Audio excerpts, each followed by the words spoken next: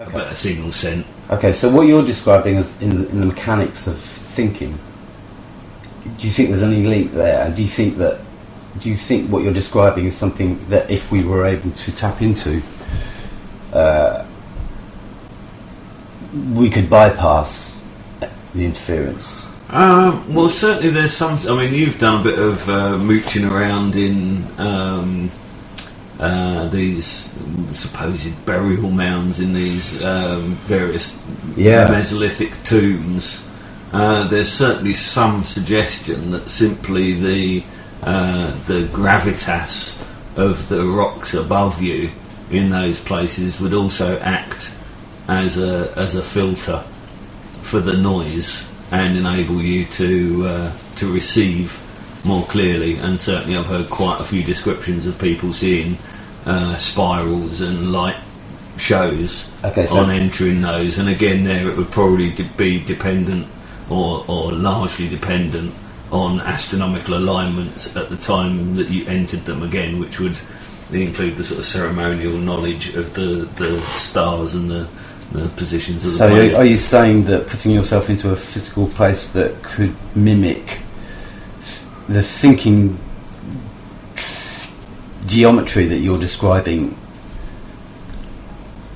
helps you get to place? I suppose it would be certainly a way of intellectually overcoming the static, the intellectual static. Yeah. I mean, it's quite simple to do that anyway. Anybody that's awake like we are as night owls, in the small hours, once everybody else has fallen asleep, your thoughts become much clearer. And that's simply because you're not sharing them with all of your bloody neighbours. That's certainly always been my take on what happens then anyway. Yeah. I can't bloody find what I'm wanting to play. So what shall I play? Well, that's got rid of bloody Phil. Oh, blimey, I'm much louder from that side. Oh, right, okay, this microphone's sided. I never knew that before. I wondered why Phil was coming over so loud and I was so quiet. Learn something new every day. This is horrible though. I've got horrible blue light shining in my eyes with it this way around. So why is it have it the other bloody way around? I suppose you spotted where Michael put that epoxy electrical tape when he finished playing with it earlier. Vanish it. I have to find that in a minute. Right, okay. I have to tolerate it for the minute. Okay, so oh god, hyperdimensional thinking. That's probably gone off on a bit of a tangent there. But essentially, what I'm talking about here is a means of applying an intellectual process to the act of thinking and intentionally thinking about thinking.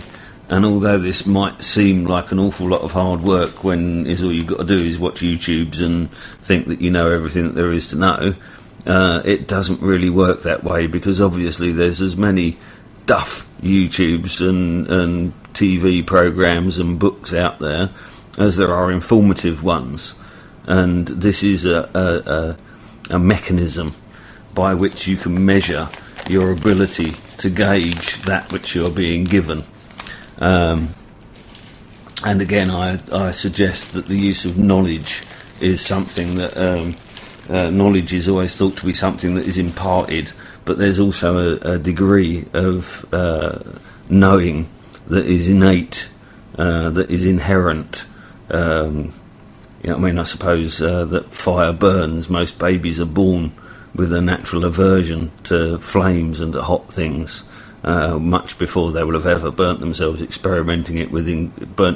experimenting later with inquisitiveness. Their initial response is always to shy away from it. I had an unshielded wood stove when Charlie was growing up in a caravan, and would be toddling up and down the caravan on his first teetering steps, and I would always have people like sort of worried that he was going to fall towards the stove. But I noticed on his very first steps that if he ever fell anywhere in the vicinity of the wood stove, he would fall in the exact opposite direction to the wood stove. So it was obvious that he was feeling himself unsteady and innately falling away from the object that would hurt him. So there are things that we have as innate knowledge, as things that we already know, and then building upon that as like a scaffolding for our learning, for our education, for our introduction to new things, and more importantly, our ability to consider those. Do you want to top it up out of that? Just kind of like peel it off from the bottom. I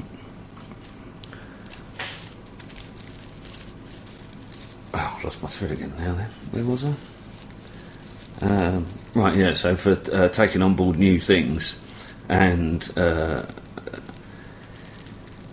if we apply ourselves to the business of what it is to be human, of what is so special about being self-aware, about being a conscious sentient being. There are many animals that would be able to be described as conscious, and I suspect that there are a few other than humans that may be sentient, but we primarily are the conscious sentient being. And it's my current take on the data points that I am being presented with, that in fact all of the descriptions that we are given of the otherworldly, of the superior, of be it a deity, be it a god, be it a supreme being, be it bloody alien invaders from space, that in fact what we are probably describing here is nothing other than the contricks of a no more advanced race than ourselves, which are expressing them through dimensions which are currently hidden to our everyday sight. I'm not even going to go particularly deep into that. I'm going to leave that one just kind of hanging with I've got work to do on that one, but certainly it would appear to me that any construct that involves acknowledging the existence of some object in creation that is more highly evolved, more able to imagine the universe, and I think that's possibly what our actual point here in space and time is to imagine the universe around us. That I haven't found any proof, let's say, so that's something to contemplate there. The business about imagining the universe, I would suggest that people go and look into how the size of the universe has almost exactly kept pace with our ability to measure it. That the observed universe is, generally speaking, considered to be all there is, less a little bit. And when we go looking for the little bit more, we decide that that's now all there is, less a little bit. And it may even be possible that we're in fact projecting the universe out to its outermost edges by our newly discovered abilities to see that far. So there's one for you. That's a bit of Rupert Sheldrake's two-way seeing for you on a big grand scale. First of all, I covered briefly, I covered at some length, I suppose, but I don't think I was particularly clear on the subject. My notion of ordinary and non-ordinary reality, and I think I may have a more refined model of that with perhaps collective or agreed reality and individual reality. And if we consider these to be overlapping circles, then what we have is each of us have our own individual reality, the world that we perceive, the colours that we see, the smells that we smell, the sounds that we hear. These are often limited by problems with perhaps our sight, our hearing, our sense of taste or smell, but largely we all share the same parameters to our senses, and we all largely agree on what it is that we are perceiving. So that would be our communal or agreed reality. I particularly happen to have acute hearing, probably one of the reasons why I've ended up in the audio engineering trade, and will often be listening to very faint audio sources or of background sounds when there's a loud foreground noise, and will perhaps be able to pick up a sound, a word, a phrase, a sentence, a musical instrument, a background sound effect, and be able to describe that, and be able to return repeatedly to the area in the audio recording where I can hear that particular sound that I'm describing. Now, it's entirely possible that somebody with less acute hearing than me, not even outside of the normal range, but just quite normally less acute, may not be able to hear that. So if we are describing what we can hear, their reality and my reality fall outside of each other's boundaries. Therefore, our individual reality, while both describing the observed world without resorting to any extra wonderments or hyperdimensions, are quite simply not able to agree or tally on certain descriptors of that reality.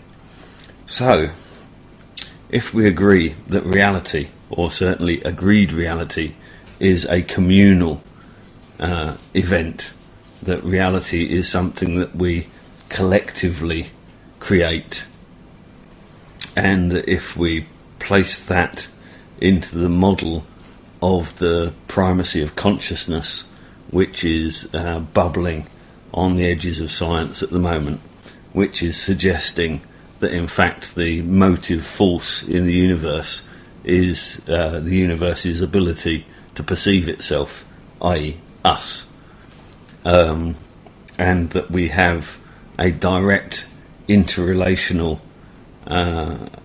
link with all matter that we perceive, and that we act on all matter that we perceive with our consciousness.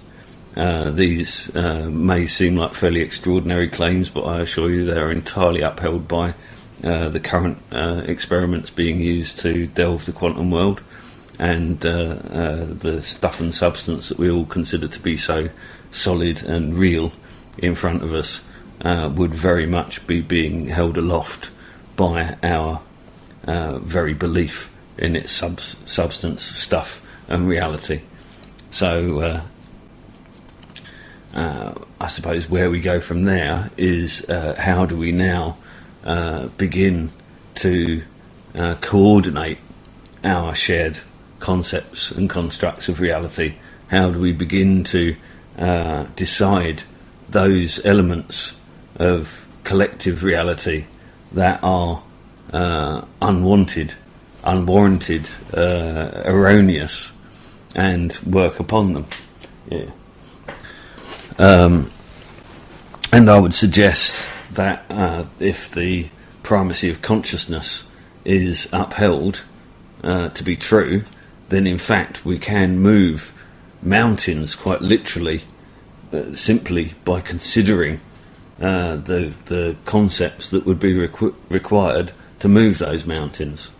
That this is the reality, the new reality that we find ourselves being plunged into, is the reality where we have to consider that the reality that we experience is that which we create. Again, I have to